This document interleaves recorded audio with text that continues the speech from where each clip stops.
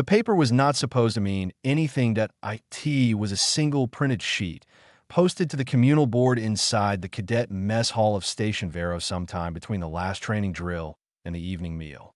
Small text. No color. No seal of urgency. Just words on white paper, pinned between a lost stand found notice and a rota for kitchen cleaning duties. Cadet Rail Dunn saw it. While carrying a tray of food he had not yet eaten, he stopped. He read it twice. Then he set his tray down on the nearest table, walked back to the board, and read it a third time. The posting was from the Galactic Union Logistics Division. It explained, in careful and neutral language, that a mission of great sensitivity required volunteers. The mission involved escorting Elder Vaish of the Selhari people through the Shattered Belt to her homeworld. Elder Vaish was 340 years old. She was dying. Her one remaining wish was to reach her homeland before the end.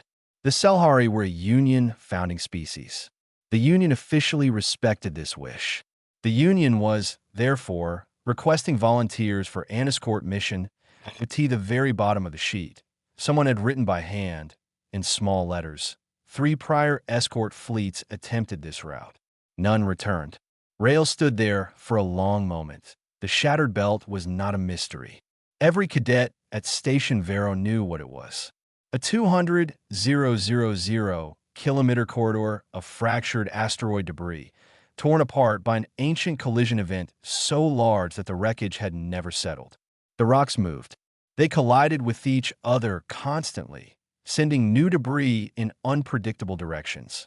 Electromagnetic interference made sensors unreliable inside it, and scattered through the corridor, like hidden landmines, were micro-singularities, tiny tears in space, invisible until they warped the hull of whatever past 2 close .3 fleets had gone in. No distress calls had ever come out. No wreckage had ever been recovered. The belt had simply swallowed them. Rail read the posting one more time. Then he pulled a pen from his front pocket, wrote his name clearly on the blank sign-up line at the bottom of the sheet, and went back to eat his food. He did not think of it as a dramatic act. He thought of it the same way he thought about most things. Simply, and from the front, by the time the lights in the mess hall dimmed for the night, 7 other names were on the sheet. WY morning, all 44 cadets stationed at Vero had signed. Rail found out at breakfast when Cadet Sora Wynn dropped into the seat across from him and pushed a copied list across the table without saying anything. He looked at it. "I looked at her." She shrugged. "Did you think you were the only one who reads the board?" He had not thought about it at all, which was, in its own way, the answer. Commander Dren Holst called the cadets to assembly at 0700. He was a large man, broad through the shoulders, with the kind of face that had stopped being surprised by things long ago. He had served 22 years in Union fleet operations before taking the training post at Vero. He had seen hard missions. He had watched people he respected make bad decisions for good reasons. He stood at the front of the assembly room and looked at his cadets for a moment before he spoke. "I'm going to assume," he said, "that some of you signed that sheet without fully reading it." No one moved. "The mission has a survival probability that the Union has not officially published," he continued, "because the number is low enough to be demoralizing. I have seen the internal estimate. I'm not going to repeat it to you. What I will tell you is that 3 full escort fleets, crewed by experienced officers, not cadets, did not come back. This posting was not intended for a training station. It was a general call that went out to very Union-affiliated post. It was a formality. No one is expecting volunteers." He paused. "You are not obligated. There is no shame in removing your names. I am asking you to think clearly." The room was quiet. Sora raised her hand. "Sir, did anyone else volunteer? Any other station?" Holst looked at her steadily. "No." The room stayed quiet, but it was a different kind of quiet now. Rail did not raise his hand or say anything. He sat with his hands flat on his knees and thought about a woman who was 340 years old and wanted to see her home before she died. But he thought about what it would mean to hear that no one was willing to try it. He left his name on the list. Every cadet in that room left their name on the list. Holst dismissed them to morning drills. He stood alone in the assembly room for several minutes after they had gone. Then he walked to his office, sat down, and sent a formal message to Union Central Command. The message said only Station Vero volunteers confirmed. All 44 cadets. Awaiting mission brief. On the other end of that message, in a Union Logistics Office 3 relay stations away, Adjutant Nor of the Creth species received the notification, read it, and read it again, that he sat back in his chair, that he had sent that posting to 47 Union-affiliated stations. He had received 46 non-responses and one standard decline from a Veth garrison commander who had called the mission operationally unsound. He had not expected this. He sent a single reply back to Station Vero, acknowledged. Please confirm this is not an error. The response came back in under 4 minutes. Confirmed. Not an error. Nurse stared at that for a long time. Then he pulled up the mission file, opened a new field at the top of it, and typed slowly, as if he was still deciding whether to believe what he was writing. Volunteers secured. Human cadets. Station Vero. All present. He saved the file. Outside his window, the stars did not change. The universe continued its business as usual. But North sat very still, with the particular stillness of someone who has just encountered something they do not yet have a word for. Adjutant Nor arrived at Station Vero 3 days later on a small Union transport. He had told himself, on the journey over, that the visit was routine.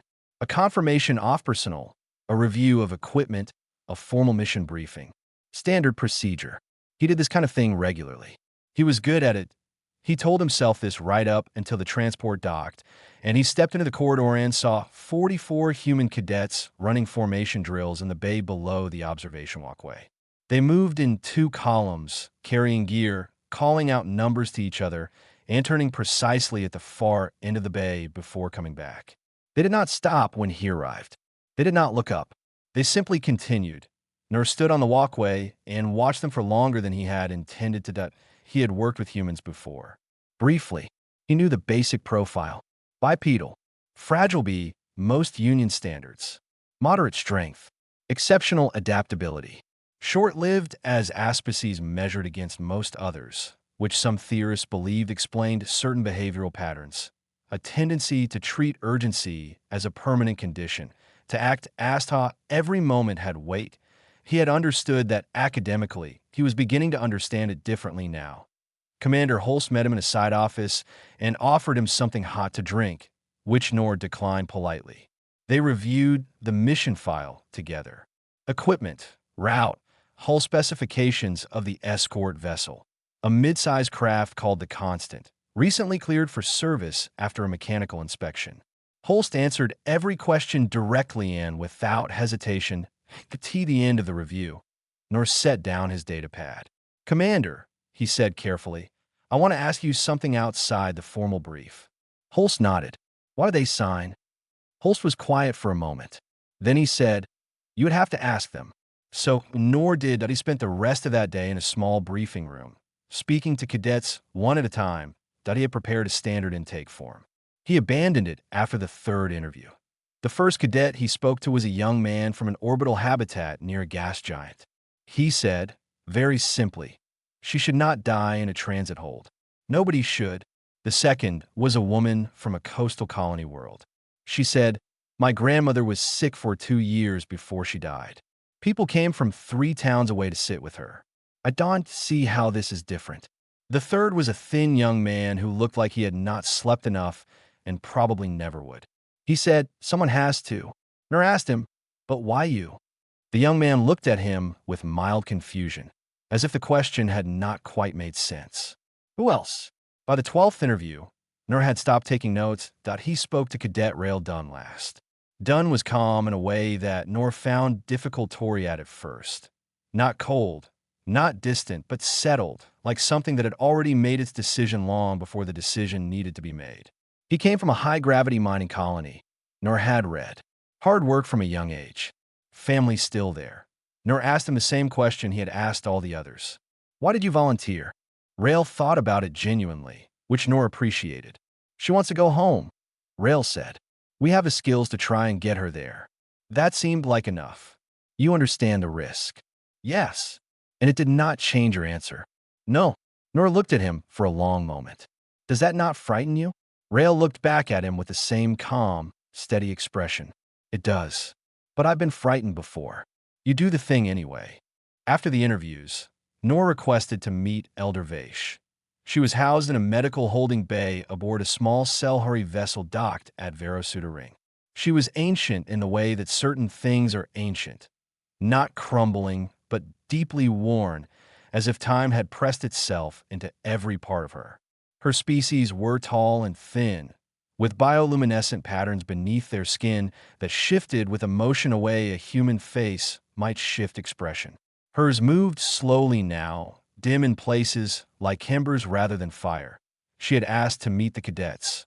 Holst assembled them in the docking bay. Vaish was brought out in a low support chair, attended by two of her own people. She looked at the humans standing before her, young, upright, watching her with careful respect, and she was quiet for a long time. Through her translator, she asked, "Why would you do this for someone you do not know?" Sora Wynn answered before anyone else could. Her voice was even, not loud, because Noon should have to hear that no one was willing. The bioluminescent patterns under Vaish's skin pulsed sharply, a fast, scattered light that her attendants had never seen before. They moved toward her in alarm. She raised one thin hand to stop them. She was weeping. Not in the way humans wept, but she was weeping. She sat with the cadets for 20 minutes. She did not say much more. She did not need to. When she was taken back to her vessel, she held Rail's hand briefly at the threshold, said something in her own language that the translator rendered only partially, and was gone. That evening, Nurse sat alone in the small office Holst had lent him and wrote a personal message. Not an official report, just a message. To a colleague back at Union Central, he wrote, "I came here to confirm a logistical error. I have confirmed that it was not an error. I have spent this day trying to understand what drives a species to do this, and Edo not have a clean answer. What I can tell you is that I have interviewed diplomats, commanders, and decorated officers across 11 species in my career. I have never felt, after a single day of conversation, that I was in the presence of something genuinely new." He paused. Then he added, "I think I would like to go with them." He did not send that last line, but he did not delete it either. The Constant was not a beautiful ship. IT was wide and flat-fronted, built for function rather than appearance, with reinforced hull plating along the forward section and a cargo hold large enough to house Vaish's medical pod and her two attendants comfortably. The engine configuration was reliable rather than fast. The sensor array was good, though everyone aboard already knew that sensors would become less reliable the moment they crossed into the belt. They had been traveling for 19 hours when the belt appeared on the forward screens. Sora was at the helm. She had been there for most of the journey, taking short breaks only when Holst ordered her to. She was good at the helm, not in a showy way, but in the way that certain people are good at physical things without making noise about it. She read the controls the way other people read faces, instinctively picking up small signals before they became large ones. She looked at the belt and said nothing for a full minute, and no one else on the bridge said anything either. IT did not look like an asteroid field in any simple sense. It looked like something had broken a world into pieces and then kept breaking the pieces into smaller pieces for thousands of years, and all of those pieces were still moving. Slowly in some places, fast in others, colliding gently and not so gently at every visible point. The light from the distant star caught the edges of the rocks and made them glow faintly, which should have been beautiful, but was not. Between the rocks, at irregular intervals, came pale white flashes, brief and silent, micro-singularities. They appeared when two pieces of debris collided with enough for Ceto briefly compress local space. They vanished in under a second. But anything passing through one at the wrong angle would find its hull geometry suddenly, catastrophically wrong. "Sensors are already degrading," said the systems cadet at the monitoring station. His name was Breck. He was 19 years old and very good at staying calm while saying alarming things. "Down to about 60% resolution. I expect we'll lose another 20 inside the first kilometer." Holst stood at the back of the bridge. "Sora, your call on entry speed." She considered it. "Slow. We go slow. Speed helps you dodge small things. In there, the things that will kill us are not small." Holst said, "Agreed. Take us in." The constant crossed the threshold of the shattered belt at reduced speed, and immediately everything changed. The noise of normal space, the faint hum of electromagnetic fields, the low background radiation that sensors translated into soft sound disappeared. What replaced it was something between silence and static. The screens flickered. 2 secondary displays went dark. Breck calmly reported each change as it happened, his voice level, like someone reading out items from a grocery list. Sora flew by feel. Her home colony had been on a high-gravity world, which meant she had grown up with a strong physical sense of mass and weight and the way objects moved under pressure. She applied that now. She watched the rocks ahead and made small adjustments, not reacting to what was there, but anticipating what was coming, reading the movement of debris the way someone reads a current in deep water. For the first hour, it worked. Then the cascade happened. 3 large rocks collided near the ship's starboard side. The impact sent a wave off smaller debris outward in every direction, and a significant portion of it came toward the constant. Sora called brace into the ship-wide channel and pulled the helm hard to port, but there was not enough space to move cleanly. The ship took 2 direct strikes to the forward hull and 1 glancing blow along the starboard plating. The bridge shook.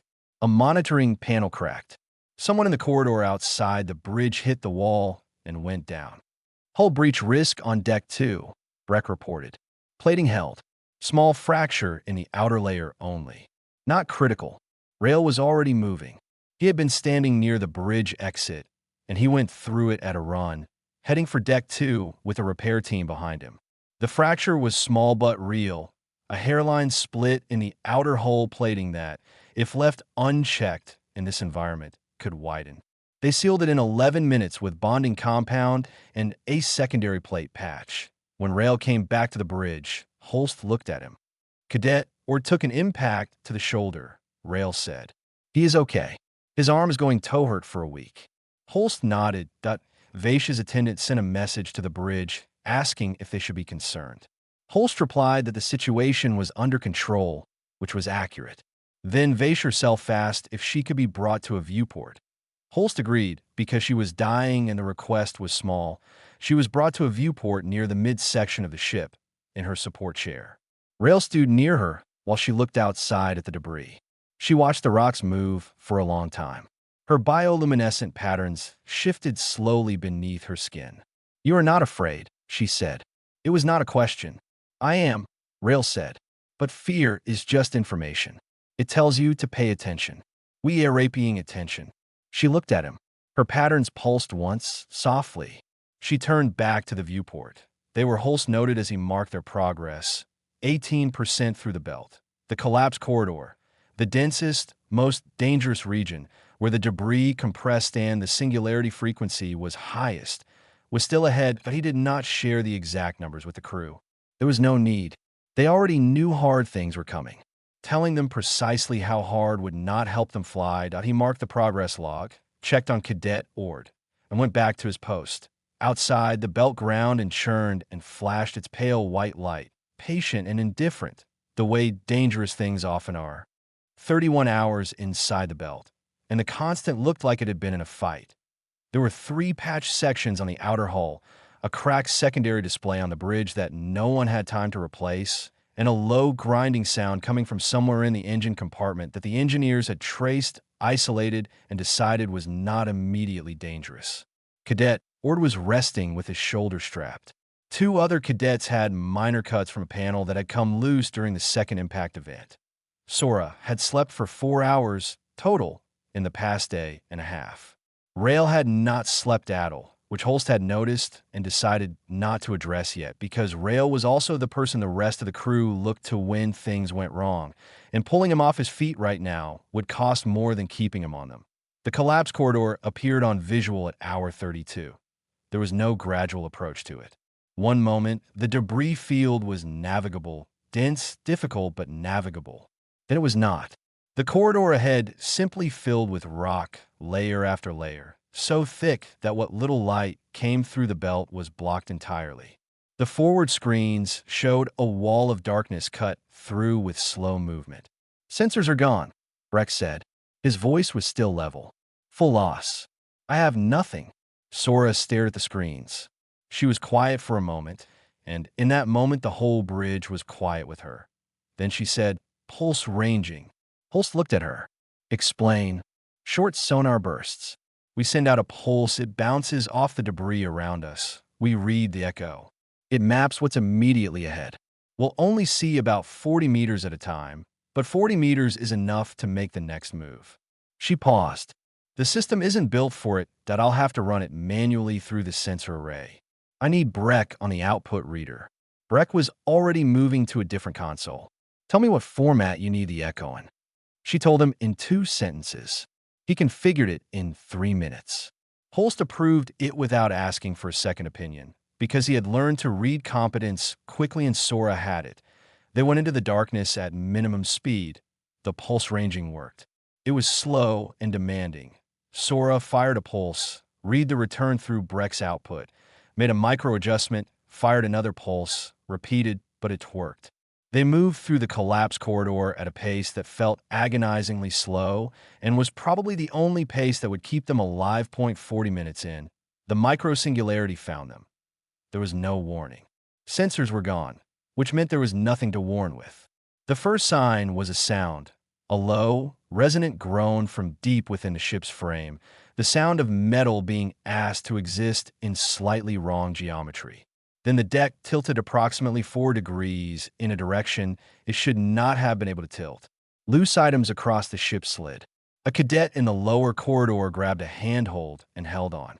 "Singularity event," Sora said, her voice completely flat. Her hands were moving constantly on the controls. "We're on the edge of one. Not centered. Edge. Can you steer off it?" Holst asked. "Doing it now." The groan intensified for 11 seconds. Then it eased. Then it stopped. "Engine 3 is gone." The engineering cadet reported from the lower deck channel. "Power cut out completely. I don't know if it's the singularity stress or a fracture in the coupling. Could be both. Life support on lower decks. 60% and dropping. I can stabilize it manually, but I need people down here." Rail went without being asked. He took 4 cadets with him. The lower deck corridor was tilted slightly. The ship's frame had not fully returned to true after the singularity event, and 2 of the overhead panels had come down. They moved through it carefully, found the life support relay, and worked in near darkness with hand torches. The IT took 22 minutes. When the indicators climbed back to acceptable levels, one of the younger cadets sat down against the wall and let out a long breath that he had clearly been holding for some time. Rail crouched next to him and said nothing, which was the right thing to do. When he came back to the bridge, Holst told him quietly that Vaish had about 72 hours left.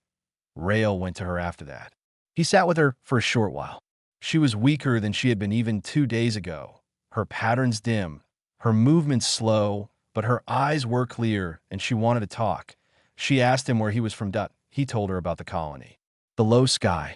The way the gravity pressed down on everything so that people there walked with a forward lean their whole lives without realizing it. The mines that went down 4 kilometers. His father's hands.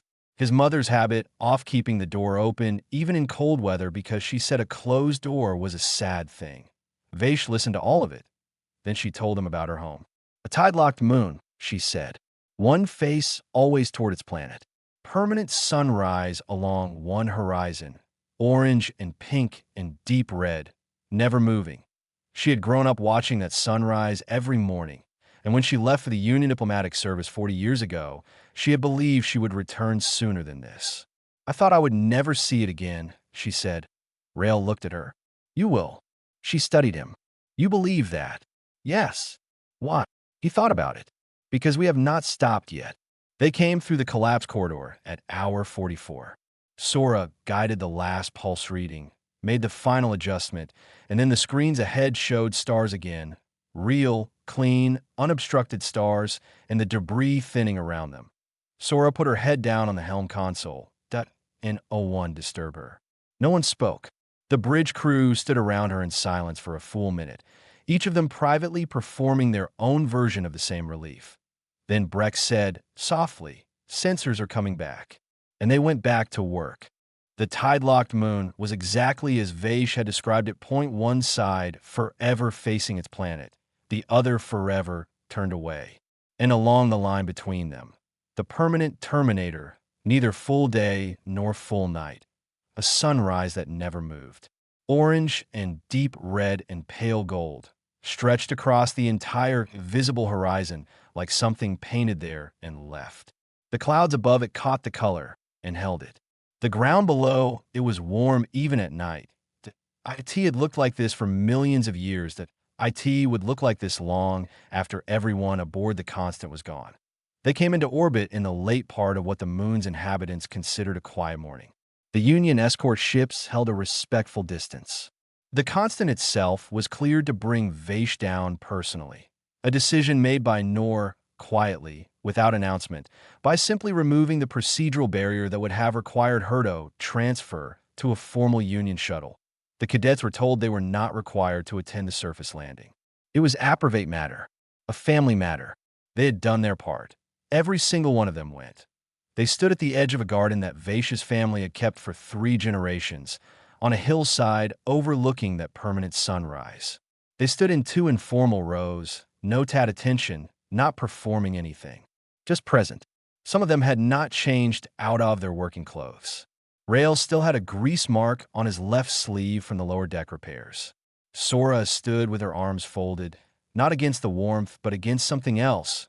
Something she was holding in. Vaish's family was there. Children, grandchildren, people who had not seen her in years, and held her, as if trying to memorize the weight of her. There were words in her language that the translator did not attempt to render. The sounds were enough. She lasted 6 more hours.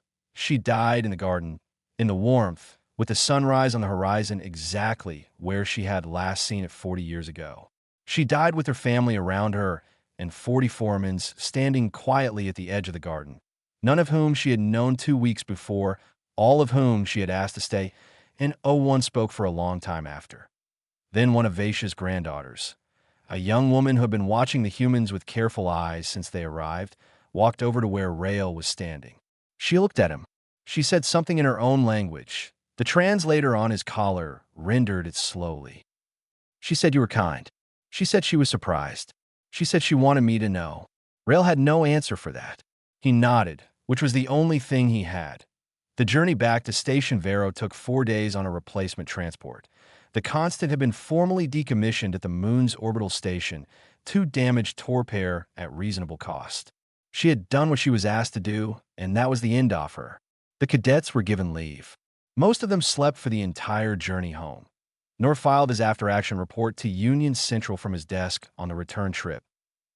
He had been writing it in pieces over several days, which was unusual for him. He was normally efficient with reports. This one he had to write and rewrite because every time he wrote it as a logistics document, it felt wrong, and he could not explain why, and eventually he stopped trying to explain it and just wrote it as what it actually was. It was 11 pages. For a mission of this type, the standard was 3. The final section, which he almost deleted 4 times, said, these were cadets. De no formal combat designation. They had no strategic obligation to this mission. They were not ordered. They were not incentivized. They were asked, and they said yes, and their reason, stated individually across 44 separate interviews, amounts to this. Someone needed help, and they had the skills to try, and that was sufficient for them. I do not have a Union classification category that accurately describes this behavior. I recommend we create one. Union Central read the report. Then they read it again. Then they sent it to a review committee, which was what Union Central did when it encountered something it did not have a procedure for. The review committee deliberated for 6 weeks. They created a new entry category in the Union Hall of Record under the heading AXOF First Conduct, reserved for actions taken voluntarily, without order or obligation, in the service of another people at significant personal risk. The first entry in the new category read, Human Cadet Unit, Station Vero. Mission, escort of Elder Vaish of the Selhara throw the Shattered Belt to her home world. Classification, voluntary. Personnel, 44 cadets, 1 field commander. Casualties, none. Outcome, completed. Reason for action, as recorded by Adjutant Noor, She wanted to go home. The entry was read by Union officials, diplomats, and historians from many species. Most of them read it more than once. Most of them did not fully understand it. Almost all of them, reading alone at their desks or in quiet rooms, found that they wanted to dot on Station Vero, on the observation deck, on an ordinary evening with the red dwarf burning its slow red light outside the windows. Rael and Sora stood and did not talk for a while. It was comfortable the way silence between people who have been through something is comfortable. Eventually Sora asked, "Would you do it again?" Rael did not hesitate. "Yes." She nodded. Then, "Me too." A pause. "I already signed the next one." He looked at her. She looked back, with the particular expression of someone who has never once in their life considered that the answer might be anything other than yes. The red dwarf burned. The stars held their positions. Far away, in a garden on a tide-locked moon, a sunrise that had been going for millions soft years continued going, as it always had, as it always would, orange and red and gold along a horizon that never changed. And the Hall of Record added its entry, and closed its file, and moved on to the next thing. But the entry stayed. IT always stayed. The debris thinned slowly, the way a bad storm eases. Not all at once, but in stages, with false clearings that turn out to be only pauses. The Constant was running on 2 engines. The third was gone. The hull had 7 patch sections. 2 monitoring stations on the bridge were dark. The ship's medical bay had become a secondary restroom. Since 3 cadets needed somewhere to lie down, that was not the floor. The Constant was a wounded thing, moving carefully through the last third off the shattered belt, and everyone aboard knew it. But it was moving. Holst had begun to believe, quietly and without announcing it, that they might actually make it. He had not said this to anyone. Saying a thing like that too early had a way off making the universe notice. Then the exit corridor closed. It was Breck who saw it first on the recovering sensor array. He called it out in his usual level voice, which by now the crew had learned to listen to very carefully, because Breck's voice did not change whether he was reporting a minor fluctuation or a hull breach. Debris cluster ahead. It wasn't on the route mapping. Slow moving. It has drifted into an exit corridor since the original survey. Holst studied the screen. The exit corridor was the safest path out of the belt, a relatively clear channel that the original mission planners had identified as the most viable route. It was now partially blocked by a cluster of large rocks moving slowly in a loose formation, like a herd of things that had nowhere urgent to be. "Can we go around it?" Rael asked. Breck worked the numbers. "Yes, but it adds 9 hours to the route." Everyone on the bridge knew what 9 hours meant. Vaish had, at last count, a little over 60 hours left. 9 hours was not the problem. The problem was that the alternate route had a worse debris profile, which meant more risk, more hull stress, more likelihood of another singularity encounter, and the Constant was already running on 2 engines and 7 patches. Holst called the crew together. Not just the bridge crew. He opened the ship-wide channel and spoke to everyone that he explained the situation plainly. The exit was partially blocked. They had 2 options, go through or go around. Going through was faster but required threading a gap between large rocks at a speed that would test what the Constant had left. Going around was safer but harder on a damaged ship and tight on time. But he said, "I want to hear what you think." There was a pause. Then voices came in from across the ship, from the engineering deck, from the corridor rest stations, from the repair team still working on a secondary hull patch. People talked. People listened. Someone suggested using the ship's emergency magnetic pulse, designed for mine deflection, to nudge the smaller rocks in the cluster side, then threading the larger gap before the cluster drifted back together. Someone else pointed out that the pulse would drain the secondary power cell, which was already at 40%. A third voice said that secondary power was for emergencies and disqualified. Sora had been listening from the helm. She said quietly, "I can thread it. If we clear the small rocks with the pulse first, I can get us through the gap." Holst looked at the screen, looked at Sora, and said, "Do it." The magnetic pulse fired in 3 short bursts. On the screen, the smaller rocks in the cluster drifted outward slowly, as if being pushed aside by invisible hands. The gap between the two largest rocks opened to approximately 400 meters, narrow for a ship the width of the constant, but real. Sora brought the ship forward. She did not go fast. Speed here was not the answer. She went with precision, small corrections, continuous, constant, her hands moving in a way that looked almost gentle from the outside. The forward hull passed the first large rock with 60 meters to spare. The midsection passed with less, about 40 meters on the port side. The rear section, which was the widest part of the ship, had 30 meters clearance as it came through. Nobody breathed. One cadet near the back of the bridge was counting aloud, very softly. Not a countdown to anything, just numbers in sequence, under his breath. No one told him to stop. The sound was somehow the right thing for the moment. The rear hull cleared the rock. They were through. The noise that came out of the crew of the Constant was not a cheer exactly. It was more like something that had been compressed for a very long time, suddenly releasing. A sound that was part breath, part voice, part something that did not have a name. People grabbed each other. Someone laughed. Someone else made a noise that was not laughing and not crying, and was both. Holst gripped the back of the navigator's chair with both hands and held it and did not let go for a while. Vaish was brought to the observation deck. She stood, or was held upright in her chair, which amounted to standing, and she looked out at clean space. The belt was behind them now. Ahead, the stars were sharp and still and clear, and in the distance, visible as a faint blue-white point of light, Washer home system. She reached out and touched the viewport glass with the flat of one hand. Her bioluminescent patterns moved across her skin in slow waves, brighter than anyone had seen since the mission began. Her attendant said nothing. Even the attendant was quiet. She spoke to the room without turning from the viewport. Her translator worked slow-line her words, which had come out in an older form of her language. Formal, the kind used for things that mattered. What came through was imperfect, but it came through. I have lived long. I have seen much. I did not know your species well. I know now that was my loss. You are something the universe needs more of.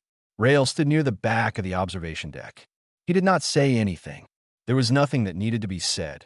Outside, the Union relay ships were already appearing at the edge of the system, sent ahead to escort them for the final approach.